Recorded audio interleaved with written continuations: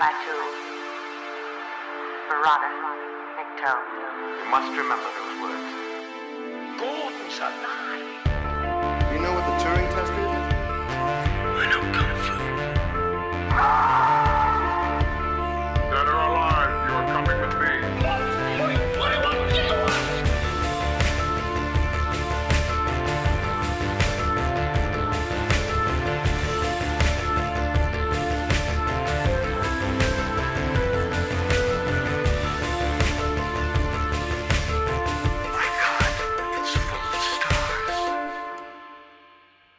Ladies and gentlemen, welcome back. This is Stories Out of Time and Space, the sci-fi movie review podcast. I'm with your co-host, Scott Weatherly, and I'm joined by Julian Darius. Julian, how are you doing? I'm doing great. I'm eager to talk about Blade Runner and prove that I am a replicant. How are you? I'm good, and I'm looking forward to getting to this, and I think you're right. I think we're going to be getting to that question that I have flipped and flopped on over the last couple of days. The core of all this is Rick Deckard a replicant? But you're right, we are going to be talking about Blade Runner. I'll give a quick overview, just so we're just for those that may not have seen it. Again, as usual, just so you know, there will be spoilers ahead. So Blade Runner, 1982, directed by Ridley Scott, written by Hampton Fancher and David Peoples, and based on the book Do Androids Dream of Electric Sheep by Philip K. Dick. It stars Harrison Ford, Sean Young, Rutger Hauer, Daryl Hannah, Brian James, Joanna Cassidy, Edward James Olmos, and James Sanderson. It's about genetically engineered beings called replicants have been created by the Tyrell Corporation to work as part of off-world expansion and conflict. A previous replicant revolution has resulted in a law banning all replicants being on Earth. To enforce this, a police unit was created called the Blade Runners. Also, replicants are given a fixed genetic lifespan of 4 years. 5 Nexus 6 replicants have snuck back to Earth. Led by Roy Batty, they are trying to infiltrate the Tyrell Corporation to understand why they have limits on their life and how they can live longer. Rick Deckard, a former Blade Runner, is called back to duty to track them down and retire them. So that's the summary. So, Julian, what are your initial thoughts on Blade Runner? Well, I think there's no escaping Blade Runner's influence. I think in a few ways. The first is its depiction of a sort of dark technological future that is not affluent. I think its sort of look and feel obviously has been duplicated a million times. Basically, everything I like about the Total Recall reboot is stuff stolen from Blade Runner. But so very influential in that way. I think also influential in terms of philosophical sci-fi. I mean, we've talked about, Solaris and, we know movies like 2001, but I think that the particular strain of philosophy in Blade Runner of sort of what is real, obviously these are classic Philip K. Dick themes, what is reality? What does it mean to be alive? What does it mean to be a real human? How do we draw the lines between that and the other? These are all sort of classic Dick themes, and I think it took a little while, but those have come to be very influential and prominent themes in sci-fi. On the other hand, I think that, the plot itself, has some good things and has some bad things. I think that it took me, I was telling you before the show that I sort of grew up, and it took me a little while to kind of get into Blade Runner and sort of see what everyone was talking about. And I kind of, spent maybe 15 years in that. All right, this is a classic. I love it. I really enjoy it. The music's great. All of this stuff is great. And now I'm kind of, the bloom is coming a little off the rose for me. What about you? What's been your response to Blade Runner? It's an interesting one because I think I watched this in the first time I watched this. I think was in my early teens, and the first thing I remember is seeing the sort of the version with the narration. Um, and sort of, I can remember thinking this is actually quite a boring film, and actually even myself thinking the narration is incredibly irritating. And so I didn't actually go back to this for a long while. So it was one of those I knew people, gave a lot of praise to, and how influential it is, as you say. But it probably wasn't until I was at university again that I went back to it. And by that point, I think I watched the director's cut, which is an improvement. It removes the narration and sort of the other bits and pieces, like the happy ending that was tacked on. And then sort of picked it up again when they did the final cut, which is what I watched for this review. And I've watched that several times really since, probably sort of 5 or 6 in the last couple of years since that came out. And each time I watch it, like I enjoy it. It's a good film. Like you can sit and watch it. I like. It's got good pace. It's got good plotting. It's got a good aesthetic. But more and more, I think yourself. There are times when you sort of I'll get to it from a logistics point of view. I just think that doesn't sort of make sense to me, and I sort of let it ride. It's good fun. It's actually quite a good fun. I like the fact it sort of taps into that sort of noir detective story of the sort of the 40s and 50s. It's got a real charm in that sense. Unfortunately, I think this also gets tarnished for me, and I try to ignore it, with all the faux 14-year-old philosophy that gets put on top of it, and I just find that a little tiresome when people, and we'll get into some of it, but it gets taken to an extreme about how certain things are symbolism, and there's certain things that are supposed to be symbolism, but like people seem to tack things onto this that just to try and find a new angle to view it from. So I can't deny it's a good film and enjoy it. I just think people sometimes added a little bit too much to it in their discussions. Yeah, I mean, it's similar to Star Wars in the sense that it has, because of its reputation and its influence, and in the case of Blade Runner, sort of, all of this philosophy around it, discussions of symbolism, and, discussions of, whether Deckard is a replicant, spoilers, right? Or not, depending on your point of view. It's hard to approach it with fresh eyes, I think. Yeah, it's one of those, I think, that say it's got a legacy that you sort of have to take into consideration when watching it. But you can watch it as a film, just as a sort of as a movie, if you will. But no, one of the things that I'm bothered by, I mean, in terms of just it as a movie, is I think that, I mean, it is slow. It's slow deliberately, and it's more about mood than it is any given line of dialogue, although there are some famous lines of dialogue. There's also some kind of crappy dialogue. But it's really, for me, about mood more than anything.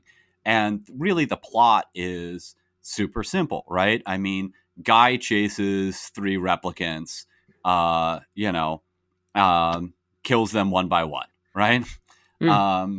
And, B plot, there's Rachel who finds out she's a replicant and they begin an affair. Okay, I mean, that's the plot. It's you could do that in 30 minutes. It really is, for me, about mood, about some of the shots. I mean, obviously, like the killing of Zora, sort of falling through all those glass displays. The building, that Sebastian lives in, with all the rain and all the deterioration. It really is about sort of mood and these visuals and this music. There's not a whole lot of dialogue. But it does seem to me that if it has a flaw just structurally, it's that it seems to kind of careen from scene to scene. And I think this is something that irritated me. I had a similar pattern, as a teenager, that kind of hurt my ability to get into it. That, you're sort of introduced to Deckard and, the Void Conf, and, you're following up on, a murder, and you sort of set off the plot, and then you cut to Batty and, these replicants, and everybody just seems to be doing things in each scene that isn't entirely clear. Or you're not really sure, like, oh, these are the replicants, right? Well, what are they doing? What's their agenda again? Why is Zora, stripping? Why is I'm not even sure, that she doesn't seem to have much to do with Batty and Pris. Yeah, that's actually a really good question, because that's one of the ones that came out for me in this one was, the law is pretty blanket. No replicants on Earth. Any replicant on Earth has got to be destroyed, and that's what the Blade Runners are for. But when he actually when he meets Zora, and he tracks her down through the snake scale, and she's obviously one of the ones that's got to be retired. Like, yeah, she's working as a stripper, and it feels a bit like she's been doing it for at least a while. So maybe not months, but at least weeks. So she's established. Like, she's got a routine. Like, she's covered in sequins and has a snake. Like, she's got a routine. So she's known there. Like, I'm still a bit confused. It's like, I don't see what the problem is. Like, yeah. So people want to see replicant boobies, but they don't know she's a replicant. I don't see what the problem is. It's like, she seems to be like living her life, but they don't need the money. Like, it doesn't seem that like Batty and Pris and even Leon and the others, they don't seem to need the money. So they just seem to be. That one confuses me, because at least at the very start of the film, you're introduced to the first replicant, Leon, played by Brian James, and he's obviously been given the Voight-Kampff test, and that results in him actually killing the first Blade Runner you sort of are introduced to. And you find that the reason he had a job working as waste disposal at the Tyrell Corporation. So he has a purpose. Like, he is being planted in the company to try and get access to Tyrell. It sounds like a clunky plan, but it makes sense. I can see attempting that. So that kicks off the plot. But with Zora, I don't see any connection between what she is doing and this agenda to get to Tyrell. And I thought I may have missed something in this viewing. So it was one of my questions. I was like, what is she doing then? Yeah, and it's I mean, the movie has other sort of problems with gender that especially came out in this viewing for me. But this may be one of it. Maybe they need a little bit of spending money, or they're planning on, doing something to get at Tyrell, that they might need money for. I mean, you could kind of rationalize that, but again, she seems really established. There's no talk about how they need money. There's no talk about how long she's been there. It's really kind of an excuse for her to show off her breasts, and to have this, sort of evocative, beautiful thing of her with a snake, and and like you said, I mean, you think about men staring at these synthetic breasts and how they seem satisfied. What has she done? And then Deckard shoots her in the back. Is he the good guy? I mean, all of this is kind of evocative and interesting, but it doesn't necessarily make sense. It doesn't necessarily offend the sensibilities. You don't have somebody say, "Oh yeah, that's a black hole bomb we're gonna kill Deckard with." It doesn't have that kind of plot hole, but it's filled with these kind of unexplained things. I'm going to get to the biggest one for me, because I think in fact Zora sort of opens up this thing for me, because Zora and Batty in particular have raised an issue for me.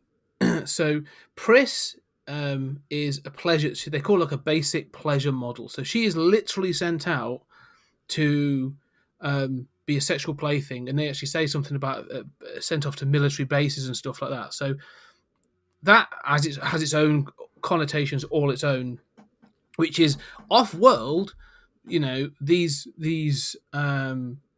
replicants seem to be integrated within the system. It's only on Earth that there's a problem, and you're not really given any information about off Earth. It's mentioned a lot, going off planet, going doing this, but it's never really fully explained what's going on. You just got to get hints and sort of notions of it. And obviously later there's the famous quote at the end about when Roy talks about attack ships off the shoulder of Orion on fire, and you're thinking, And it's a great speech. It sounds fascinating. What the hell were they doing? Like, who were they attacking? Like, what's Yes. the war going on up there? I don't know. But he's a soldier. He is a military unit. He was created to be a soldier. And Zora was created, and she, when it's told about their story, she's part of a death squad. And that's sort of, it's the first time I'd really noticed that. I was like, pardon, what? So she's actually like an assassin. Okay. So why aren't these military figures like able to break into the Tyrell Corporation? It's not a military base, so it shouldn't be too hard. Like, it feels like they're not utilizing their skills in the way that they should be. Yes. But the other thing that I find interesting, like with Pris, they've made her to be very attractive. She's played by Daryl Hannah. She's very attractive, and she's very gymnastics. She's very sort of lithe, and think, okay, I accept that as a pleasure model. That's fine. But they've implemented all these things within them at a genetic level. Yeah, so they've got like a restrictive lifespan. Memories. You find out that memories can actually be implanted and all this other stuff. And all I kept thinking about when I saw Roy Batty, and it might have been his hair that triggered it for me, like his very white hair. But I kept thinking about Rogue Trooper from 2000 AD. Yeah. So in that, like the GIs, the rogue genetically made GIs, the genetic infantrymen, are actually made blue, so they can be identified as genetic infantrymen. Mm-hmm. And all I can think of the same as this is like, well, why don't you do that with replicants? Like, if it's such a problem that you need to have a question-answer based test to identify them, at a genetic level, make them a different color. Right. And you think that would be, I mean, if you're making artificial eyes, right? I mean, Yeah. you're making very complicated things. You should be able to like tweak a gene or something to make them have blue skin. Yeah. I mean, the only thing I can think of is clearly that wasn't the origin of the replicants. They are sort of synthetic people. You sort of imagine that they started as basically robots. But kind of evolved into being sort of organic robots. I mean, because they're clearly organic. They seem to have. Well, I mean, another question I have is, what exactly are the replicants' abilities? You're shown that they can withstand extreme heat. With that egg scene. And extreme cold, so because they've got the Leon does it with the nitrogen as well. So right, exactly. And then you see with the fight at the end, Batty can get hit with the beam and kind of recover. His body seems kind of twisted, and he pokes his head through the wall. So it seems as if they have some kind of like enhanced strength, but that's never really defined. I mean, that's a pretty major issue. And I think it's all kind of forgivable because the whole point is that they're artificial. What does it mean what are the differences between if artificial technology progresses enough that we have, I mean, it's the old issue of like a sentient robot, right? Does it have rights? Except here, instead of, say watching Robin Williams debate whether he has rights or not, we just have these organic robots who just have no rights. Nobody really seems to question that. There's no like replicant rights groups protesting. And so we're left to kind of think about it. That's a good point, because one of the things that sort of gets mentioned in this film repeatedly is this idea of slavery. So they actually do say, they refer to themselves as slaves, to their genetics or to their function. And then again, all I could think of is like, but you, and again, maybe this is thinking like, but you've picked, like, if you, I mean, maybe too on the nose, but you've got like Rutger Hauer, Brian James, Daryl Hannah, and Joanna Cassidy, who are very sort of like, mostly very sort of pretty people and very white. Mm-hmm. And it's that thing of like, if you're going to keep hammering home this idea of slavery, like it just feels a bit, well, they're actually stronger. So why are you slave? What's preventing this rebellion in space? I don't understand, like, sort of like the dynamics of what prevents them from, because like I say, they're more durable, they're stronger, they're clearly combat trained. Hmm. I don't understand what stops them, other than this 4-year lifespan, from revolting. Like it doesn't Right. seem to be any other like mechanism to sort of to restrict them. That seems to be it. It seems to be, oh, they've got a Right. 4-year lifespan, and you think, yeah, it doesn't feel. In fact, I think again, it jumped to my head when watching it. When I watched Jurassic Park, they actually addressed the idea of why, what happens if they get off the island, and they say, oh well, they can't survive off the island because, I mean, obviously that it falls away in the later films, but forget that. But they said they Hmm. can't, so because we've got to actually give them a certain chemical for them to Hmm. survive, like their body's dependent on it. And you think, genetically that makes sense. You can control the environment they can survive in. But again, with these, they just sort of seem to. I don't know. I think Tyrell has got a real corporate responsibility issue in this. Not to say the least. Yeah, and I think that I always kind of imagined, like with Batty, you imagine these sort of troopers, going off and fighting, and then they're all Mm. going back to some sort of station. Maybe their equipment has remote controlled explosives. I mean, but the thing is, you have to imagine all of this. Yeah. It's never said. It's never really said. And I think, although. I mean, you got into the whole final speech of Batty, and I've always felt the same way. Like, I not only can I not picture what this fight off Orion and who's fighting, but also, like, how far away have we colonized? That Mm. sounds pretty far.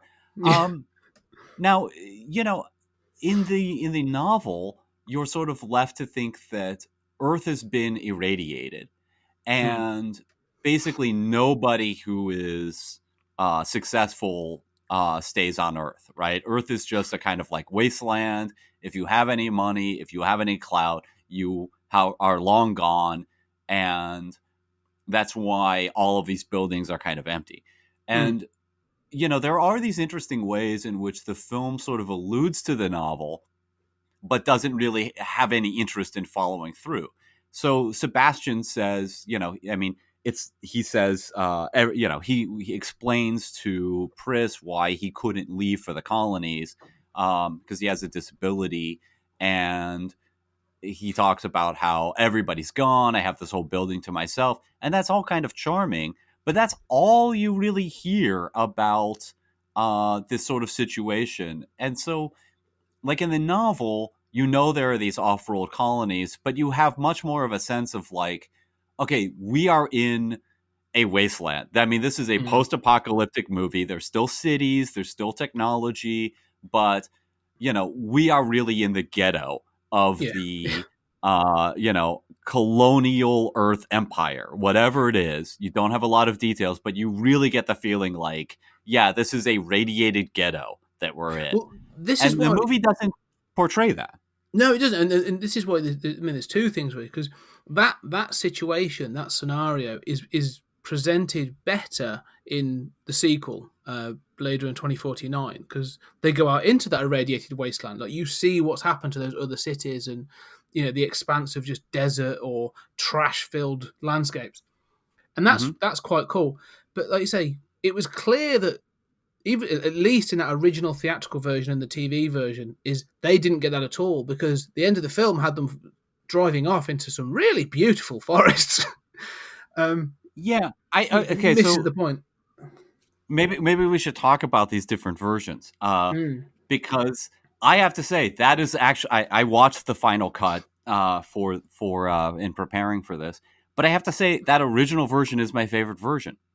And I know I'm in the minority, but I don't like all of their narration. But when I watch that final cut, I mean, I hate the revised ending. I think this whole revised ending is absolute shit. Um, I like the long pause and then the kind of like film noir detective saying, starting with, I don't know why he saved me. Um, yeah, people do unexplained things. I mean, Mm. I love that line, and that line is a great intro to sort of the classic film noir detective sign off. I really hate watching Gaff say, like, well, who knows how long you have, kid. Yeah. I like them going out into some other area, and you're right, it looks really nice, but I like this sort of like maybe that's Canada, right? I mean, it's not totally incommensurate with the sequel, but I like the idea of sort of them running off together, and the idea that yeah, we don't have that much in common, maybe, but depending on whether you think he's a replicant, but we forged this relationship, and who knows how long anybody has. The sense of more that really this is a parallel for human mortality, and that no relationship lasts, right? I mean, no relationship lasts. Every relationship ends. And even if it is a successful relationship, it ends with somebody dying. We are all grasping at closeness in the midst of our expiration dates. And even though some of that same concept is in the revised version, it's given to Gaff, and it's not hammered home the way I like it hammered home in the original cut, with the narration and that driving off into the green. So here's where you tell me I'm full of shit, because I know this isn't a popular view. No. It's an interesting view, because I think it's one of those where I understand. My understanding is that the addition of the narration was because they did a bunch of screenings and people just didn't get it, so they went back and added sort of the narration. It does have a gumshoe, hard-boiled kind of feel to it. You sort of it adds to that noir feeling that I went back to of sort of like those 40s and 50s films. The problem I have with it is sort of, and I'm not saying I'm better than anybody or brighter, but like a lot of it seems to sort of repeat what's going on, and for me, it's a bit like thought bubbles and thought captions in comics. Do you know what I mean? It's sort of like, if you need that, if you need those things, then you're not demonstrating, or you're not telling me the story. It's sort of that show don't tell, Right. And I do think there's an awful lot of I think that's why I like some of the ambiguity in this film when we get into sort of the replicant question. And I think that the sort of narration is a bit too sort of like thumpy, trying to hit things home. But also, I think the problem I have with it is it's clear that Harrison Ford didn't want to have to do it. Yes, absolutely. And so there are sort of, as you said before, when you watch like the final cut or the director's cut without it, there are portions of the film that are mood driven, and are driven by the visuals, whether that be the neon sort of like rain-soaked markets in the streets, or his apartment, or whatever it is. And then when they add the narration and stuff on top of it, it just drones a bit, and I just find it sort of like it just wears me out a little bit more. And added to my boredom, I think, when I first watched it. Well, I think all of that is fair. I think that is the dominant view of narration today, is that it's sort of the thought balloons. It also reminds you of like the excess use of captioning in old comics, right? Where it's like, Yes. Yeah. We went to the White House, because we had to talk to the president. Well, it's right over an image of them walking into the White House. Yeah. Why did you give me that? And so, yeah, I agree with that. And personally, and it's totally true that Ridley Scott was forced to add that narration. He didn't want to. Harrison Ford supposedly did it as poorly as possible, hoping that they would cut it. Look, personally, I would cut, the majority of their narration. And even at the end, I mean, there are lines that I just think, yeah, we don't need this. I would cut this. But I'm not saying that overall the narration is good. I just think that at the end, I like that. I don't know why he saved me. And I like the very ending with them going off together. I don't like. I think that those test audiences were right. It is a confusing film. In particular, it is really confusing in its scene-to-scene transitions. I am bothered by the fact that, you have this, the murder of Tyrell, which is very memorable. Sebastian's con with the chess game, it's all memorable. Batty killing him, it's memorable. It's all good. And then Deckard is going to Sebastian's home, has sort of followed the lead there, and you think, oh, those replicants and Sebastian are still over at Tyrell's, and somehow he's going to figure this out and go there. No, they're back already.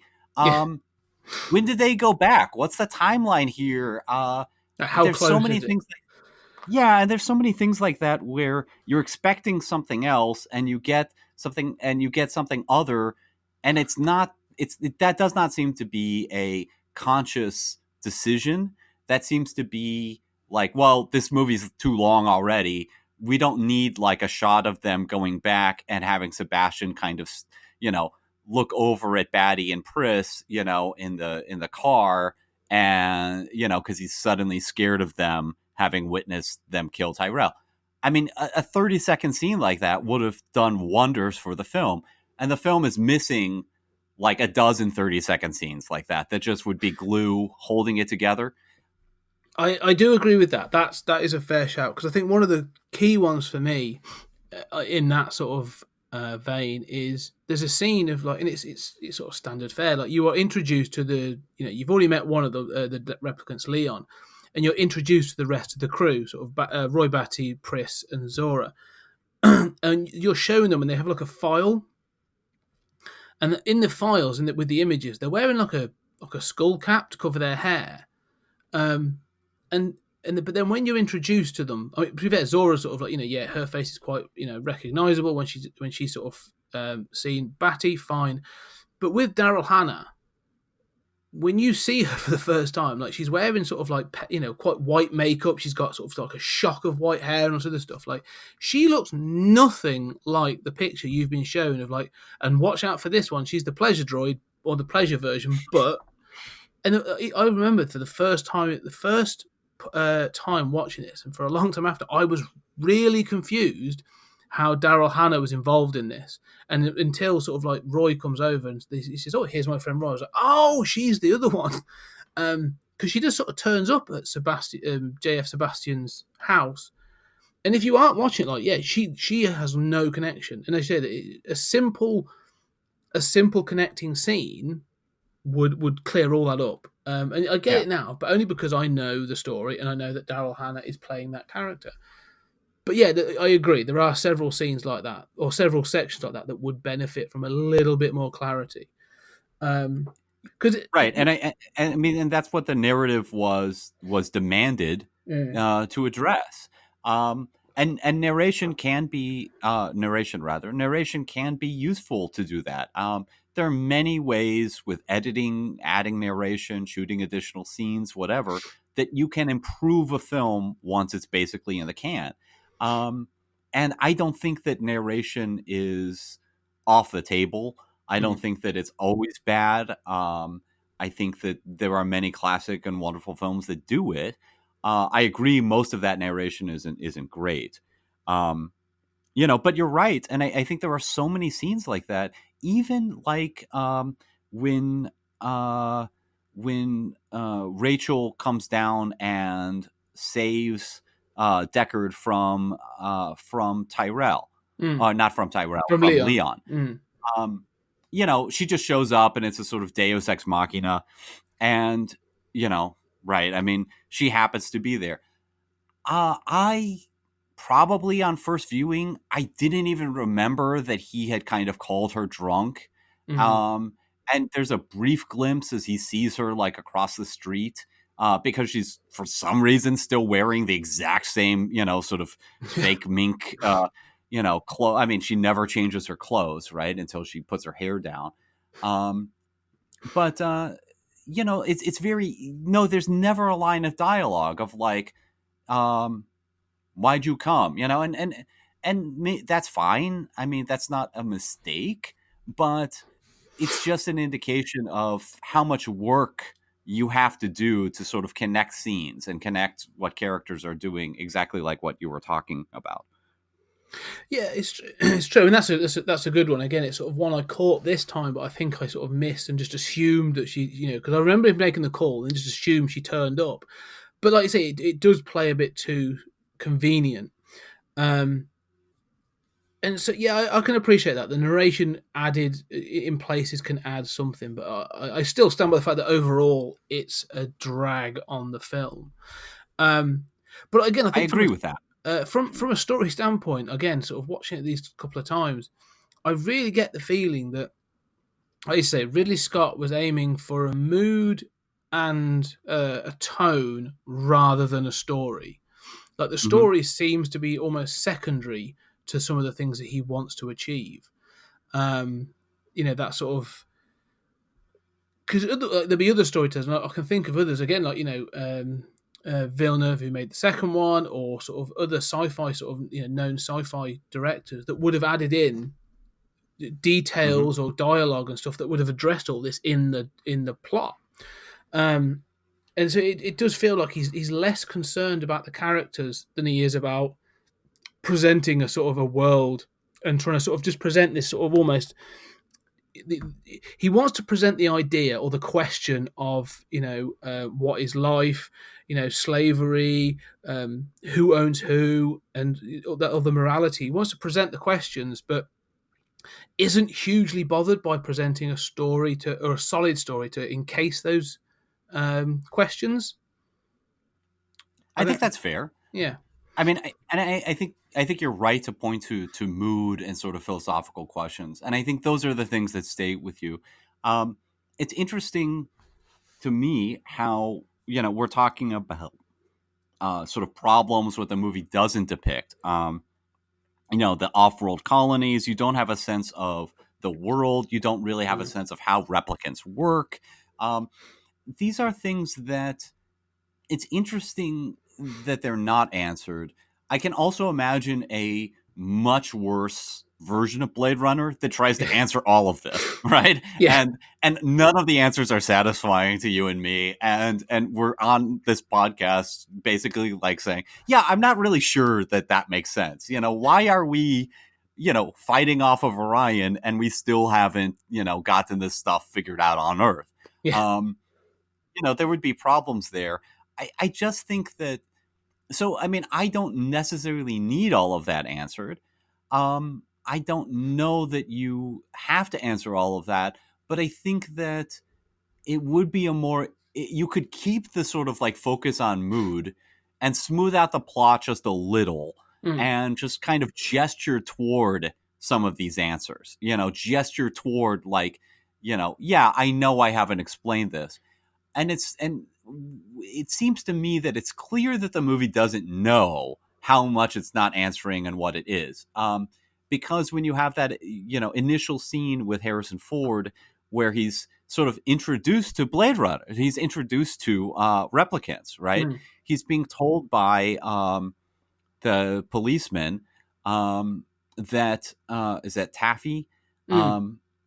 He's being told anyway about oh, here are these replicants, they came here, and he's given so much basic information about like what replicants are. Yeah. And they say, well, they have a failsafe, and he says, what's that? Well, they have an expiration date. It's like, yeah, he should knows this already. So why has the movie given us that narration when or that information when it doesn't give us other things?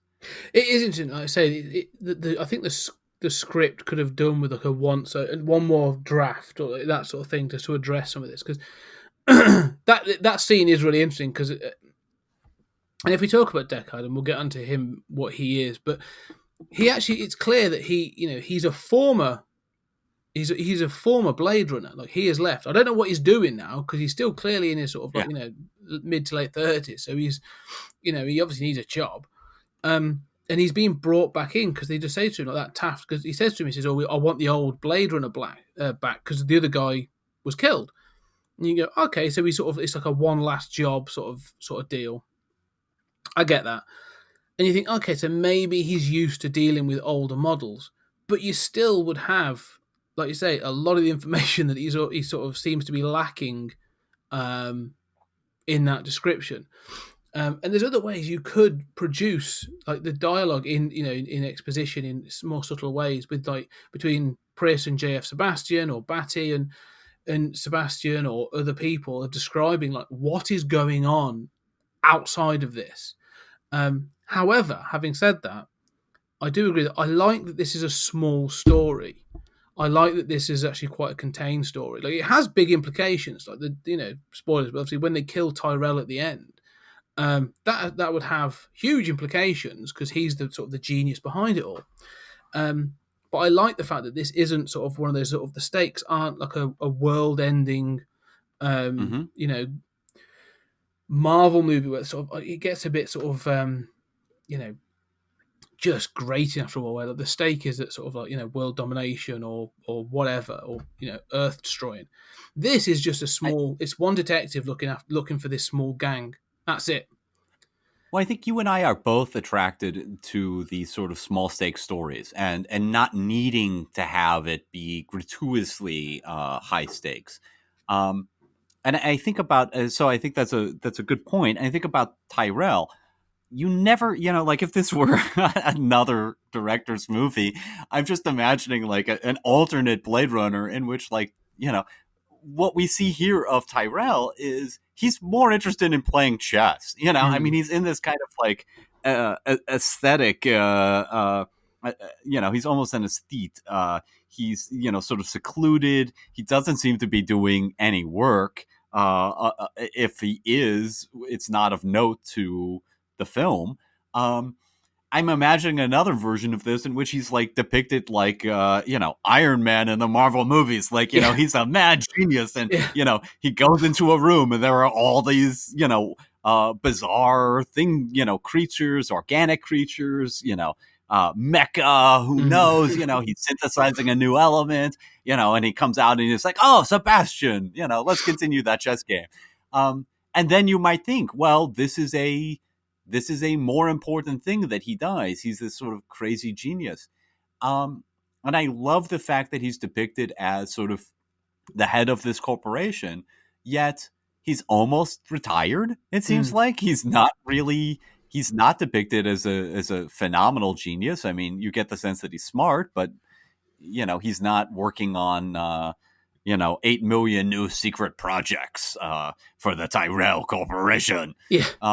I love that depiction. I do. I have to admit, I do like Tyrell because again, and the actor isn't he isn't like a big A-list actor. Like if they'd have given this, I can imagine them giving this to someone else who sort of sees this as an opportunity to chew the scenery. Sort of really go for it and be that character. But he's quite downplayed. He comes across incredibly sinister. Like I think he knows. The one thing I always get from him is like he knows the power he wields, and so he's sort of quite just confident. Everything is sort of like at his whim, sort of thing.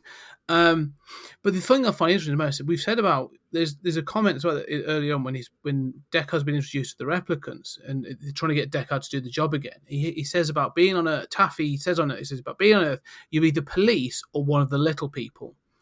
And so there's this sense of like the majority, like you say, the majority of the population left on Earth are the rejects, the miscreants, those that couldn't get off Earth. But Tyrell has chosen to stay behind. And that's the sense I get. Like, this he's created this like fortress. Like the Tyrell building is a fortress. And it's created this sort of his own little empire, this little kingdom within this building, but he probably never leaves it. And so he's isolated from the world, and he's just got the Tyrell bubble around him. And I just think it's, again, like I find it fascinating, and I've got my own headcanon for all these things, but he is such an interesting character that sort of like, he's disconnected from the world, but he's never going to leave the world. Like he could be off world, and all his appearances could be like by a video screen if they really wanted. Yeah, absolutely.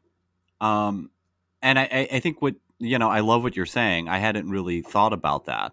Why is he still there? And it occurred to me while you were talking that he's kind of depicted as a sort of Howard Hughes character. He's sort of a little crazy maybe, and he's sort of secluded. You don't get the sense that, he doesn't have long fingernails or anything, but you don't get the sense that anybody visits him except for Sebastian and maybe a few assistants who he doesn't have a close relationship with. Well, that's true. It's funny the relationship he seems to have with the outer world, because he is, it's the Tyrell Corporation, and he is Tyrell. Like, he's the head of the tree, sort of thing, and yet he is giving time to a Blade Runner detective. Like, if you were to go, if you were to go to a robotics company now, or any large company, you wouldn't get the CEO. Right. Like, you know what I mean? Like, if there was even if you were to go to like Disney as a detective, like Bob Iger's not popping down to talk you through what the case is it? Like, you're getting a lowly person, and so it's an odd relationship that, like, you're actually going to get to deal with Tyrell for these Nexus 6 droids. That's a good point. It's a little stagey. It's a little like, well, let's introduce this character because he's kind of important, and we don't need to add 6 assistants, to this small cast. It really is a remarkably small cast and sort of intimate story. But I think it works because I think because it does reduce the cast and and the sort of the levels between the replicants and Tyrell. But it also adds to his sort of arrogance, I think, as well, and his sort of feeling of like, he is granting an audience almost in this case. Sort of he has the power, and in this case, because of this is I get the feeling this is the first time that Nexus 6 replicants have come to Earth, so it's probably like tickled his fancy. Like, if this was an older version of a replicant that's come back, like, he probably wouldn't care. He'd just be leaving it to the he'd leave it to the Blade Runner to sort out. But this is something a little new that takes his interest, and I feel like he's got a bit like a vested interest in this one, and he just wants to show off. He's like, oh, well, yeah, it took you how many questions to get them? Well, guess what? Because I've got the Nexus 7 here, which I think they end up referring to Rachel as. And so I just feel it's a bit. Stagey is the right word. That whole scene where he is where Deckard is introduced to Tyrell, and then Rachel, feels orchestrated. It's an opportunity for him to show how powerful and how clever he is. So it's sort of, and also, he's an interesting character in that way. No, I think you're right, and I think there's also the motivation that he seems interested in seeing how Rachel as a Nexus 7 holds up to the Void Conf, administered by a professional, and maybe that is the agenda there. I love those scenes. I love the Tyrell building. I think, starting with the artificial owl, all the scenes with Rachel, I love the Void Conf.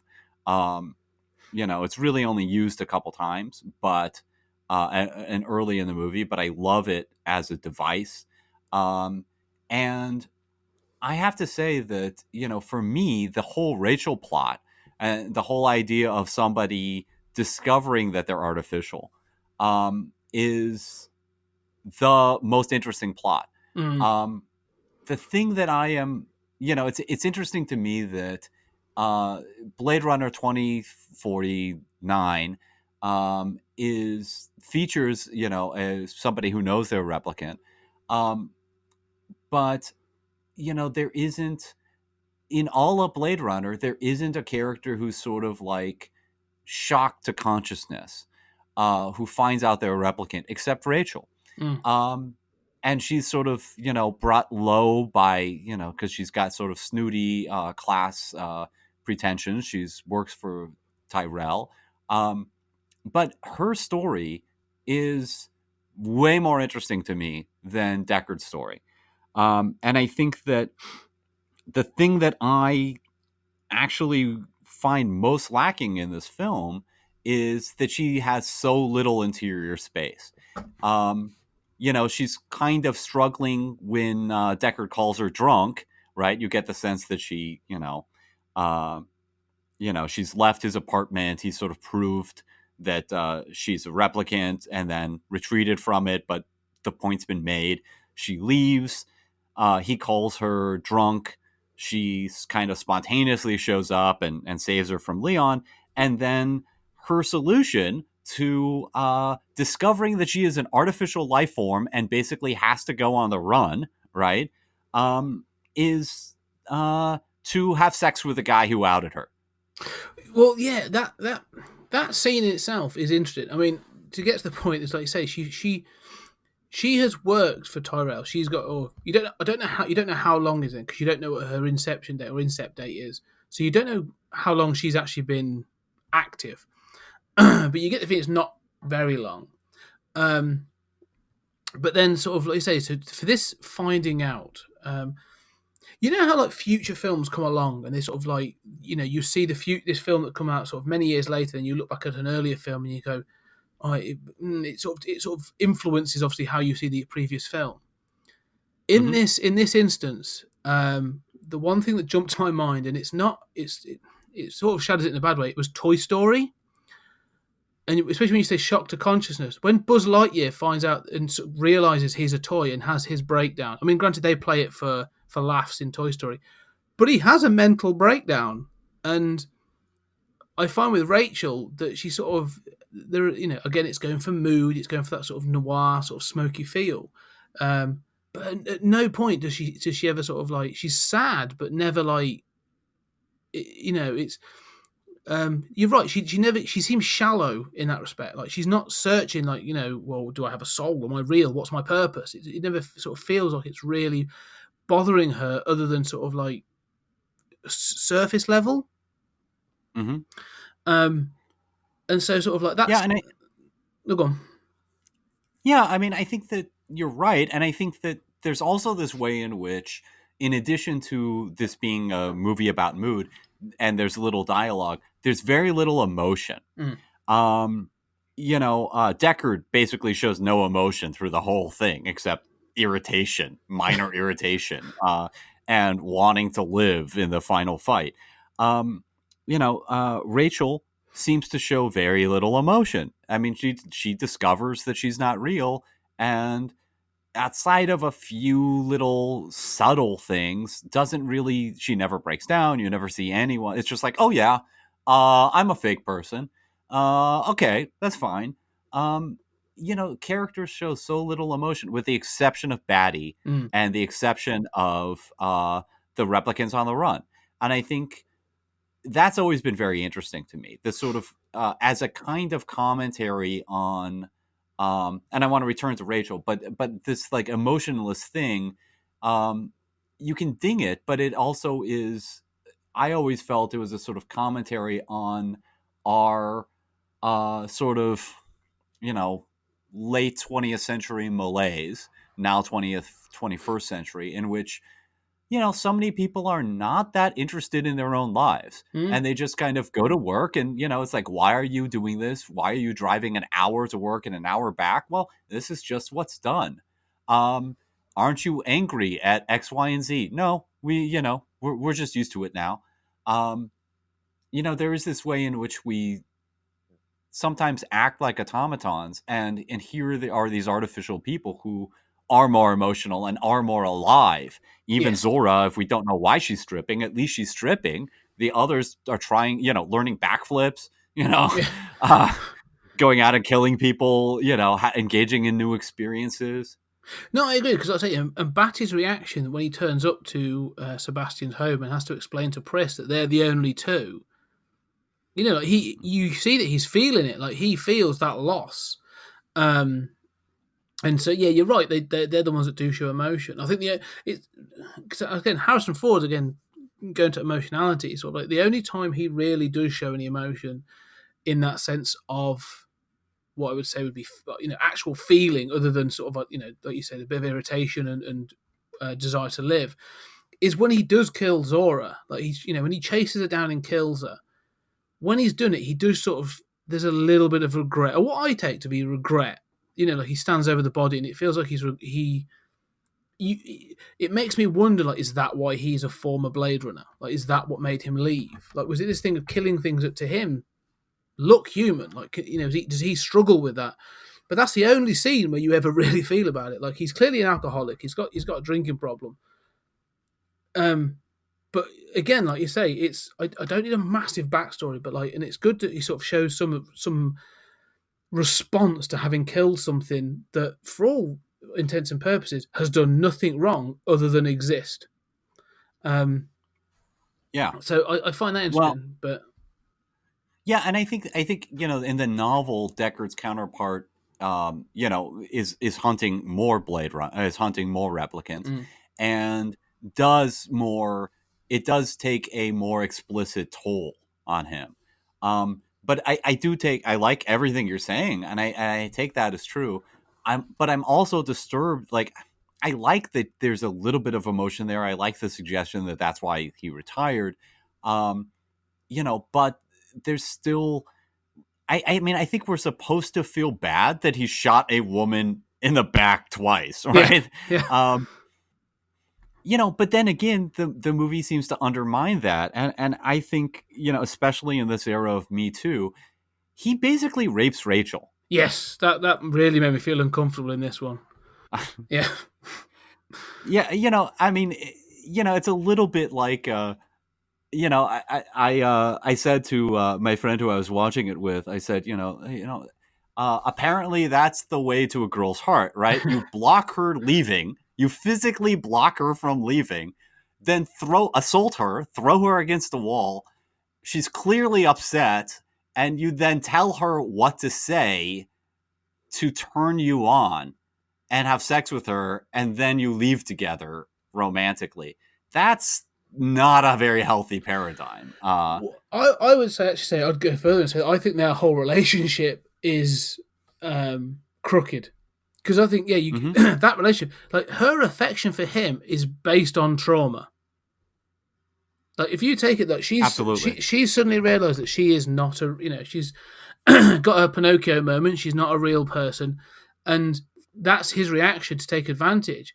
I mean, if again, like his thing of storming across the room and blocking the door, if he was to stop her and say, "No, we've got to talk about this and work through it.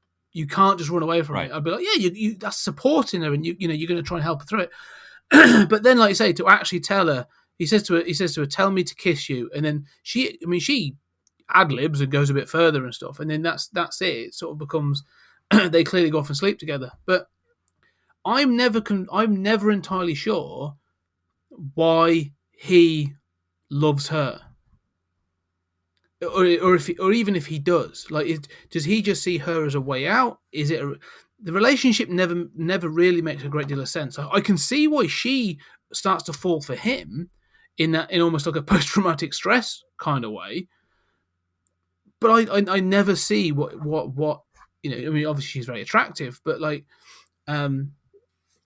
I don't see what motivates Deckard to sort of have those emotions towards her. Other than pity, his arc is unclear to me. That's a very good point. And I think that, like so many things in this film, we're sort of left to imagine.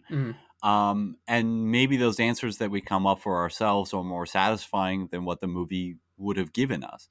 I love Rachel. I mean, I think Rachel, I'm sort of in love with that character. But I had forgotten how one-sided that relationship is. I mean, partially because I like that ending narration of sort of like, hey, when you're in love, maybe it won't last forever. Maybe that's okay.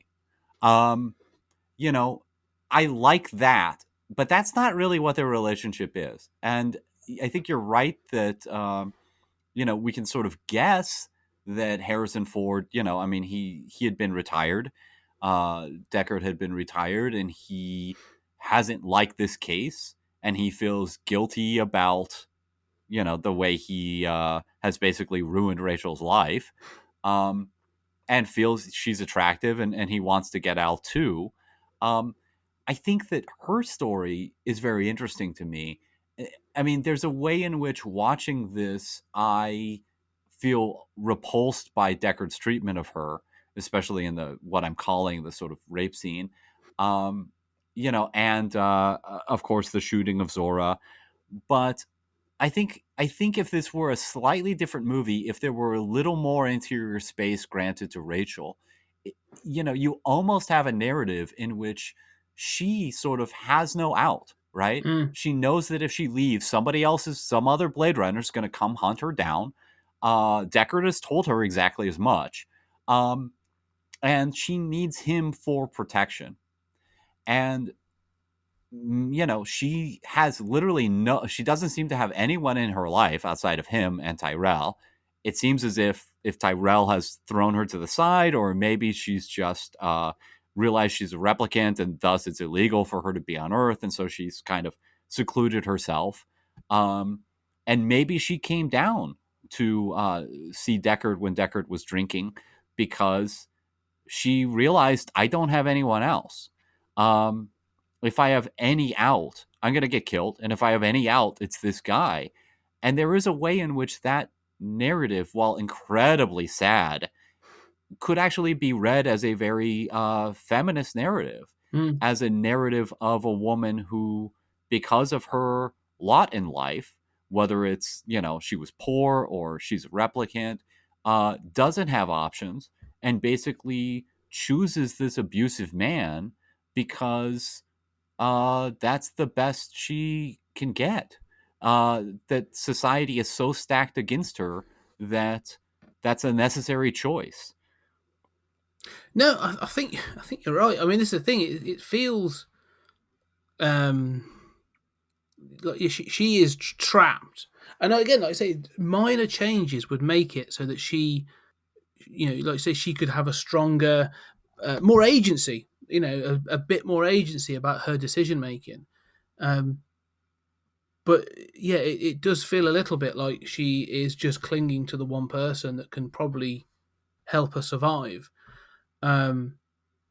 So I suppose that does raise the question: is she aware enough that is she actually manipulating Deckard then for him then to get her out, or is it authentic? The emotions and the feelings. It's yeah. Well, I mean, we kind of have to speculate about feeling because neither one of them show too much. Yeah. I mean, and this sort of gets into that. This, we sort of bring us round. We talk about emotion. This sort of brings us round to that final question of Deckard being human or replicant. And he is more like Rachel in that sense of lack of emotion or whatever. And we've said about the replicants showing more emotion. At least the gang that we're seeing, the group that we're seeing. So there's an argument for both or whatever, but really then there's what's that? What are your thoughts on that then of Deckard himself? Like, is that final thing of him getting out and going off? Is it him just going off to live a life, or is it a replica, two replicants on the run? Yeah, I think it's ambiguous. However, I tend to come down on the side that he's a replicant, mostly because it's more interesting. Mm. I mean, I think that's a more interesting plot. What do you think about that? I agree with what you're saying. That the concept or the narrative idea of him being a replicant is more interesting. However, I can't get past, and maybe this is just the way my brain works, but I cannot get past the film's logistics that tell me otherwise. So, what's the what evidence would you say stacks up to show that he is a replicant? Well, I don't think there's a lot of evidence. I think that what everyone points to as what makes the revised two cuts, the director's cut and then the final cut, superior is this final scene in which Gaff, this policeman played by Edward James Olmos, has previously been shown to, I think just in one scene, to be making these little origami animals. And then there's a sort of dream sequence in which it suggests that Deckard is dreaming about a unicorn. And you've been told when Deckard kind of outs Rachel to herself, he describes her childhood memories and says, they're Tyrell's niece. You were implanted with memories from her. And so in the final scene, you sort of see that a origami unicorn has been left by Gaff in, I think, Deckard's apartment. And this is supposed to mean that Gaff knows Deckard's dreams. Thus, those dreams were implanted and Deckard is a replicant. I think that is shitty evidence. I mean, first of all, I hate the dream sequence. Secondly, it's one animal that's not the same thing as having a bunch of childhood memories. I think the best evidence, I mean, that's what everyone points to. I think even without that, the implication is there that it's a possibility. And again, it comes back to Rachel. It's the scene where she has found out that she's a replicant. She has, rescued Deckard from Leon, and they go back to his place, and it's prior to, the rape business. And Rachel asks Deckard if he ever took the void conf himself. And they're having this conversation. She looks over and he's asleep. Okay. Now again, the sleep, maybe that suggests the dream, but we don't cut to the dream there. Then she is like, oh, Deckard is asleep. She looks at old photos of his, which obviously recall the photo of her as a child that he debunked. And then suddenly Deckard is awake, and he says, I dreamed about you. And it seems to me that Deckard, it seems pretty obvious to me that Deckard is faking sleep unless he fell asleep for like 5 minutes. It seems the question, her question is explicitly, do you know if you're not a replicant? And then the camera looks at, the movie is very interested in these photos, which are, we know can be faked. So the implication is that she and thus us are sort of looking at them, seeing if they're convincing or not. And there are more than just one, but that need not be proof. And then suddenly Deckard is awake. And it seems to me, especially on this viewing, I thought, oh shit, Deckard was pretending to be asleep so he doesn't have to answer that question. I was going to go to the same scene, and that's the one scene that makes me wonder. And there are two reasons. Again, sort of like you say, he is clearly pretending to be asleep, so he did like, I'm bored of talking to you. I'll be honest with you, I've done that, but it's one of those, like I say, he did, because he does when he comes around. She plays the piano, doesn't she? And he says, "Oh, I dreamt you were playing the music." Those photos struck me this time as really interesting. Now, you say about Rachel's photos, or the photo that Rachel has, which is a fake, or as a she's just given it as it looks enough like her that she can believe it's her as a child or whatever. But the thing that sort of struck me more this time about those photos is they're not current photos. So there are some that look like they've been taken with, sort of like a Kodak or whatever. But there's a bunch of older photos which are clearly sort of, I don't know, like, early 20th century, possibly even Victorian. They're very sort of the grayscale kind of thing, portraits, portraiture of sort of head and shoulder bust, that sort of thing. And what that sort of struck me is this time, it's like Leon. So in it, Leon collects photographs. And when you look at the photographs that Leon's collecting, when he goes into his apartment and there's the one he has taken, which, I don't care how HD your camera is, you cannot enhance it that much. Yeah. But the other, so there's that one, which has obviously got Roy Batty and Zora in it. But when he looks through the other photographs, they're just a random selection of photographs, and they date from different eras. So there's this notion of sort of like creating not just a past, but almost like an ancestry. And it made me wonder, like, why does he have these photos of sort of like past people? Like, what is it to him that these are setting on this piano? And that just sort of struck me this time as not so much similar to Rachel, but similar to Leon and Leon's behaviors. That's a good point. I hadn't thought about that connection to Leon. But you said logistically, I mean, there certainly are some problems. if he is a replicant, why would they let him retire, for one? Yeah, that's the biggest one for me. He was a former Blade Runner. All right, I'm happy that again you could have a robot or a droid or a replicant that is there to, if you could implant the memories, whatever, you can have it actually acting against its own kind. Not a problem with that.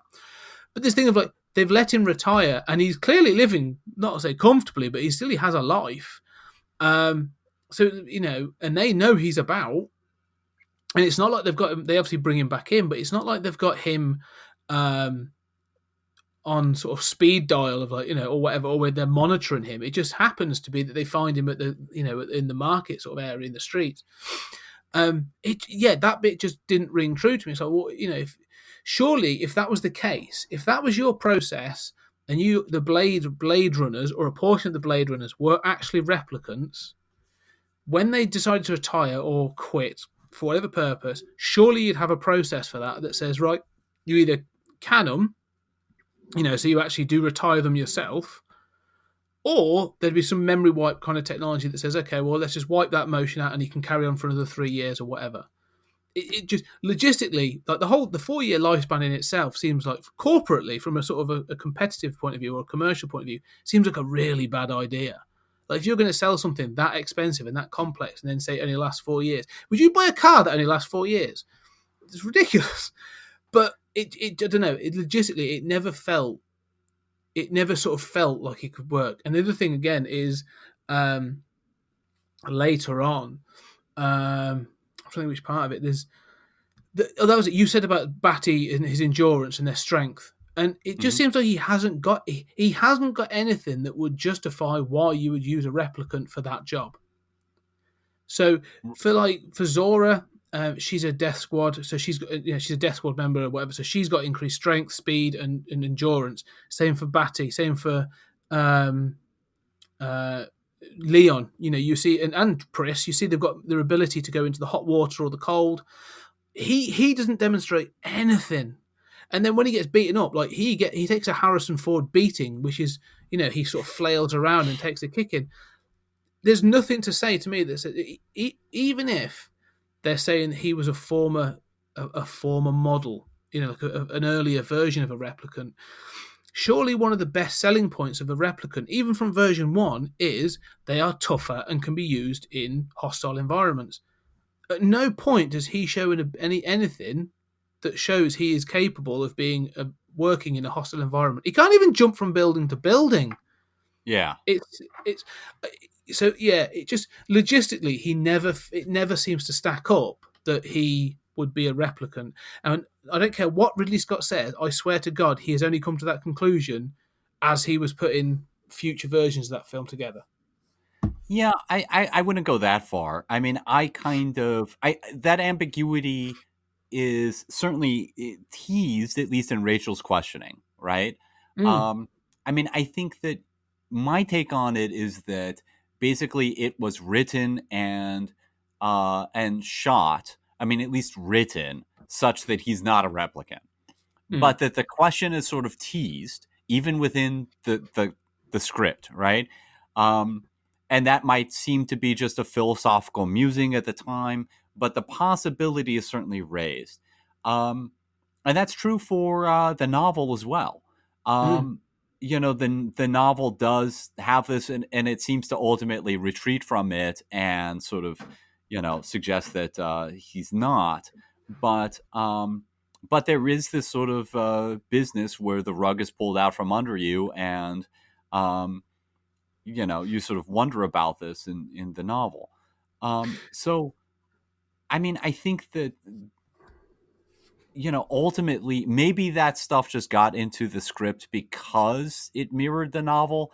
But I agree with you that the script does not think, it's not really shot like Deckard is a replicant. And even if I think it's more realistic to say Ridley Scott was interested in that ambiguity and that possibility, but he certainly didn't argue with Harrison Ford about it on set. And Harrison Ford didn't play it as if he was a replicant. I mean, that's clear.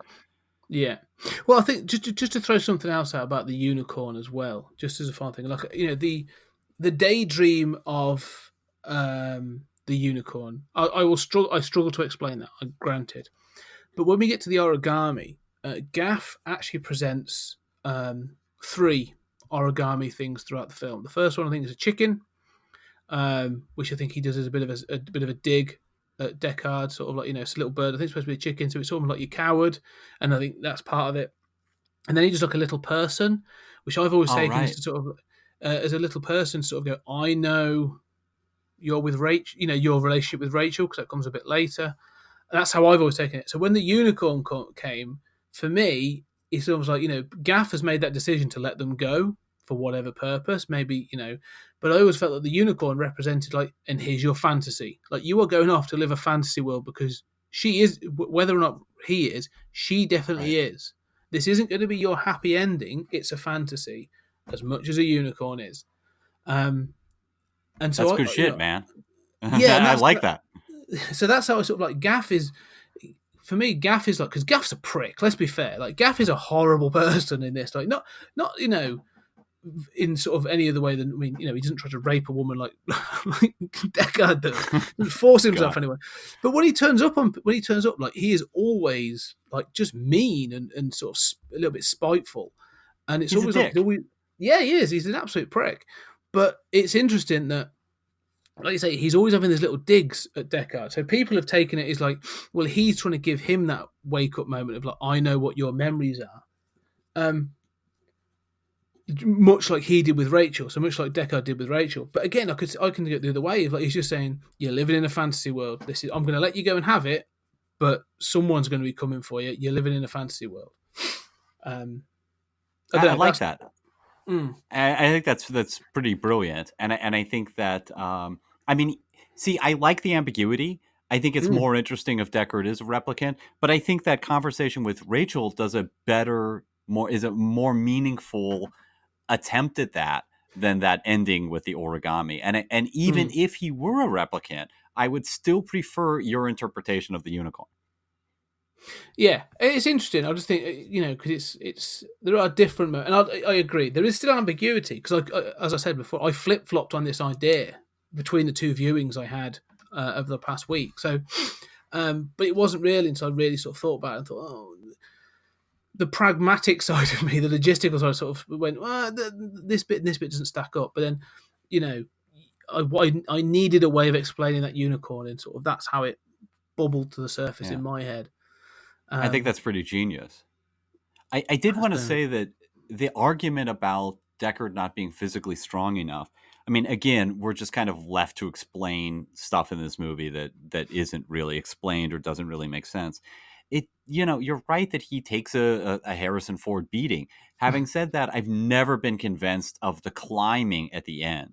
I am so irritated by movies in which somebody is hanging on to, something, and it's like, humans don't do this. There's no body lifter in the world who can hang on by their hands to an I-beam for that long.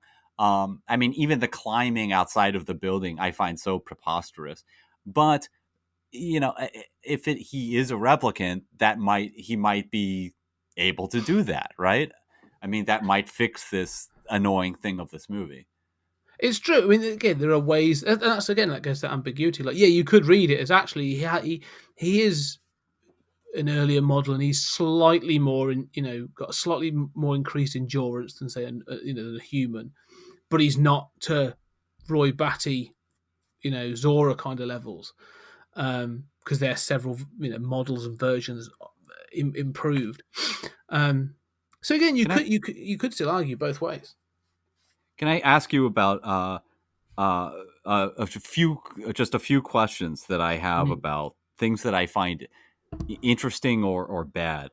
One is, because you remembered I had forgotten the second origami with the stick figure with a penis.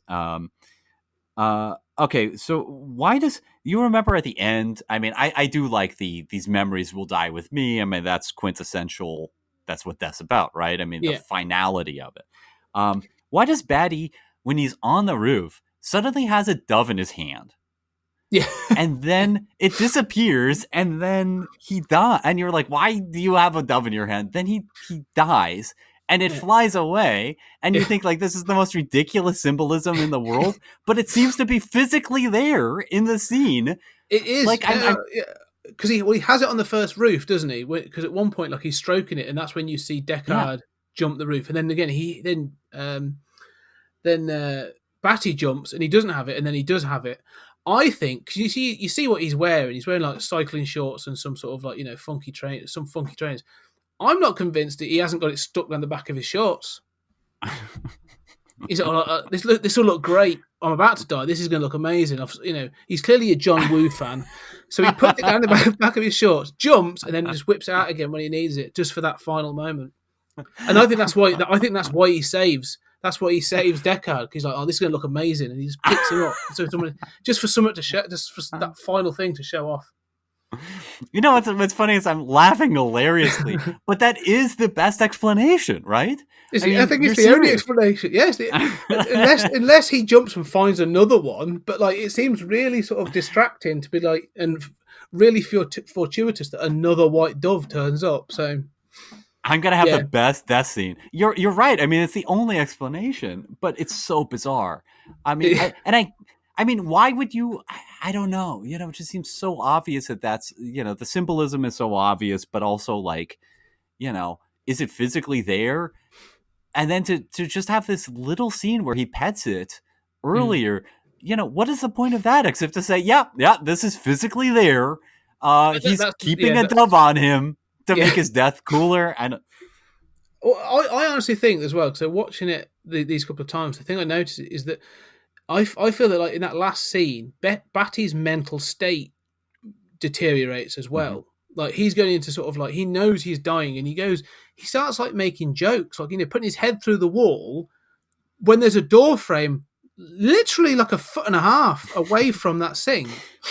It's true. He's going into sort of like like crazy mode. Like he is just cat and mouse, isn't he? It's sort of playing with Deckard. And so, I wouldn't put it past him if he has gone a bit crazy, and that's the only reason he's keeping that dove around. Okay, yeah, I mean that I like this explanation. It's I'm not sure Ridley Scott's going to endorse it though. No. Well, you mentioned the bad reconstruction of that photo. It occurs to me that is like the most archetypically bad image enhancement sequence in all of cinema. Like the computer doesn't even do what he's doing. I mean, he says like enhance 51 to 54, and it's a different section of the image when he says it again. It's just so bad. It turns a corner. I swear to God, because an image, a photo is a 2D image, but this thing it literally rotates around something in the way. I can't even believe at that point. When I know this was made in the early 80s, but at no point did anyone say, "This is silly." This is really silly. But, and then it's so crisp at the end, right? Yeah, it's so bizarre. I mean, there's another thing. One of the things that I like most about the novel, and Sebastian, I think, is the novel is sort of split between the Deckard character and another character who's the sort of down and out guy who Sebastian is based on, but who has a lot more time. And, the film is much more focused on Deckard. But one of the things that I love that I always come back to about Do Androids Dream Electric Sheep is the concept of mercerism, that there is this religion that is in this post-apocalyptic sort of radiated world that is based on connection to animals. So full disclosure, I have always had dogs. I'm also a depressive, and there are so many times where I'm able to pull myself out of myself with an animal. Just petting that well, maybe, I want to burn the whole world down, but I see that animal and I think, oh my God, I want to make sure you're fed, and how could I ever not want to be responsible for this thing? And I think, that religion is one of the things that really sticks with me about the novel. And I like the traces of it in the movie.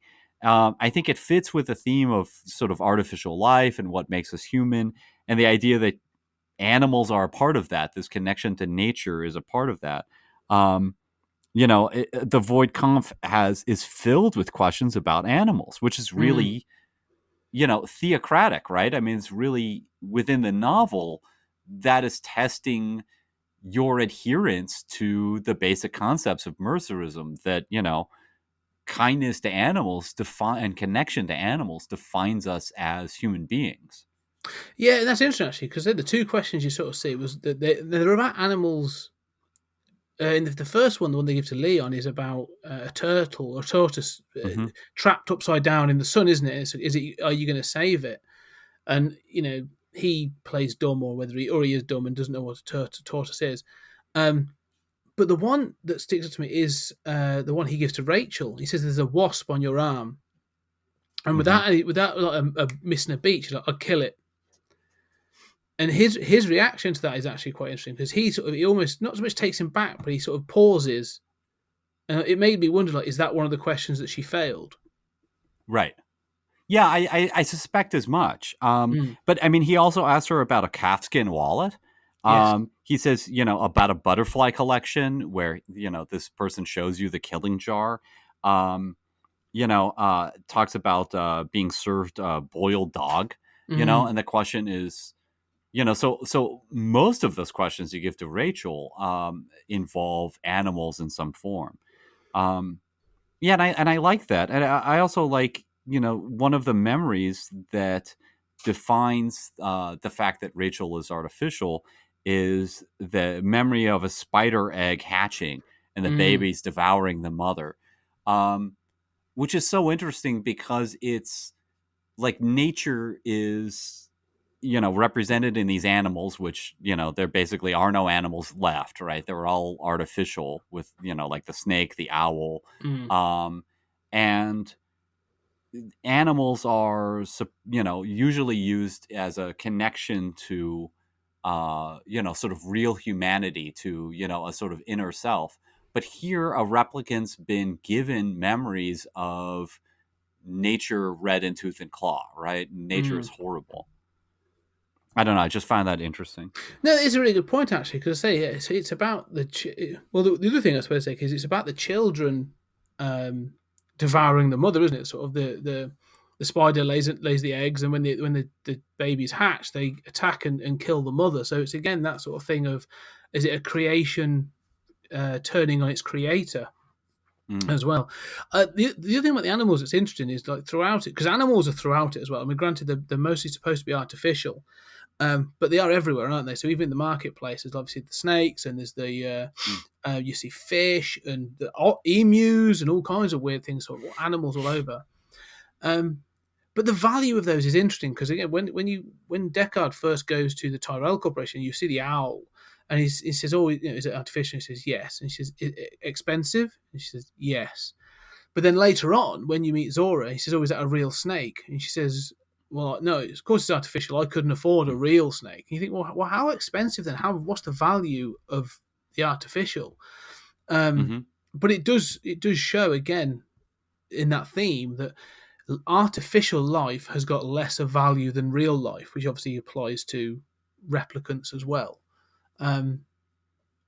But yeah, Well, and I think it's a holdover from the novel because, like, one of the things that I love most about the novel, the sort of Sebastian character, is living with someone and they have these devices where you dial a mood, right? Sort of a parallel for maybe pharmacology today. So, you get the irony of like having a fight where one of them, can dial like resistance, yeah, to make sure they don't give in, right? And, they can dial forgiveness later. But there's this idea that, because of mercerism, every family should have an animal. And so if you're really rich, you have one of the last few surviving animals. But most people have like an artificial sheep or an artificial, goat on the roof or something, some little thing that they can kind of connect to that substitutes for this religious demand, actually, that you have some kind of animal. It's a religious necessity, and so the artificial animals are expensive, but a real one is much more so. So I think Zora's lines are recalling that. But you're right that within the context, it doesn't totally make sense because they haven't really explored all of this stuff, which I think is another, like, just a little bit about the off colonies or the off world stuff would add a lot to this movie. Yeah, I think I agree actually, and it would just be little scenes, but I mean, I think the whole thing with Zora is I think that her statement is less about the economics of it, and I think it's more there to drill home, isn't it, about the value given to artificial life. But I do like the idea of that there's the loss of there's clearly like a loss of the natural world beyond Los Angeles, and so it sort of made it more valuable and more of a commodity, but more of a something to worship and to to feel good. It makes me wonder, like, so what have animals then been taken off world as well? As they're sort of yeah, I don't know. There's That's another a good question. There's more story to be told. There's a wider world in that, I suppose. Really. No, I think so too. I mean, someday we'll have to talk about 2049. I do wonder, though, why Zora doesn't throw him out. I think one of the weakest portions of the film is Harrison Ford doing this pathetic, like, sexual harassment investigator, that's very sort of Rick Moranis in Ghostbusters or something, sort of like, I'm here I hope you haven't been taken advantage of. Well, she never asks why her. At no point did she say, sorry, you've just watched 10 of the women go past. Why did you talk to them? Why me? Like, she obviously gets suspicious quite quickly, but straight away, yeah. As a detective, it doesn't seem like the best. This is sort of the best tact. No, and I think it does play into the whole sexism thing, and it does sort of suggest the sort of early 80s setting in which this was made. But I never understand why she, even if she makes him for a cop and figures that he knows she's a replicant, why would you not at least say, get out of here? You're the pervert. Yeah. It does feel a little bit awkward. The scene just feels a bit awkward. Obviously it's designed to get to the chase, but it could have been, again, one more pass over the script, I think, really could have solved, like, everything. And that's not to say that the film's not really good. I really enjoy it, but I suppose that's the thing. When you get into it, there starts to be bits and pieces that sort of don't hold up to scrutiny. Yeah, it's still a classic. I mean, I think that would be my final takeaway is, that it's a classic. I mean, there are shots in here, there are ideas in here that you cannot imagine science fiction without. And, it is astounding the extent to which Blade Runner was a failure, obviously commercially, but was really irrelevant for years. Yeah. And it seems with every passing year, it has become more and more influential. True. And the other thing, obviously, we are recording this, it's coming out later, but we are recording this in November 2019, which is exactly when the film takes place. So, I don't have my flying car or replicant yet. So, yet again, another film letting me down with what the future was supposed to be. I'm very, very angry about that. Yeah. Where are all these beautiful skyscrapers? Where are my replicants? Where are my hover cars? Where are the off-world colonies? That's it. Yeah, they were really ambitious. They were so ambitious about what was going to be achieved in sort of like 30 plus years. Oh yeah, and also just underlines, Scott, we are old. Yes, we are so old. The future is in the past now. And we're just old. Yeah, I sort of started to feel it when it got to 2015 and people were celebrating Back to the Future 2 Day, and I was like, oh my god, like that's it. I'm now living in the future. Not to complain, I love what we've got for the most part, but when we get to hoverboards and flying cars, I'll be a lot happier. Well, and just remember, it's better than death, right? Very true. Very true.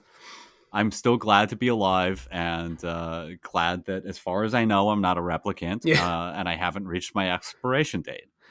No, that's true. And one day we'll probably get around to talking about, we may not be replicants, but whether or not we're in the Matrix. That's a whole different Ah, question. well, I mean, there's another one that borrows a lot from this. Yeah, I think there's going to be a few. I mean, even in this list, even in this season, we are obviously going to be talking about Akira Mm. soon, and that owes an awful lot. The aesthetic of that film owes an awful lot to Blade Runner, and we will definitely be discussing that. But next up is Cronenberg's The Fly. Yes, yeah. So we're going to be talking about the 1980s Jeff Goldblum remake, David Cronenberg's The Fly, which I'm a big fan of, but I haven't actually watched in a couple of years. So I'm really interested to go back to that and get some Brundlefly and talk some body horror as well. So yeah, are you excited for The Fly?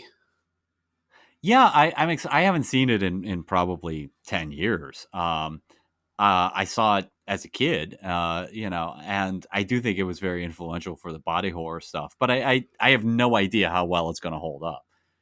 Yeah, it's one again. It's probably been about 5-6 years since I've seen it. So yeah, to see if it still holds up to scrutiny is going to be quite interesting. But that's it, folks. So we've talked our Blade Runner, and I think if we've raised some really interesting and in somewhat controversial points today. So if you want to reach out and talk to us about this, let us know if you think we're right or wrong about Roy Batty shoving a dove down the back of his pants.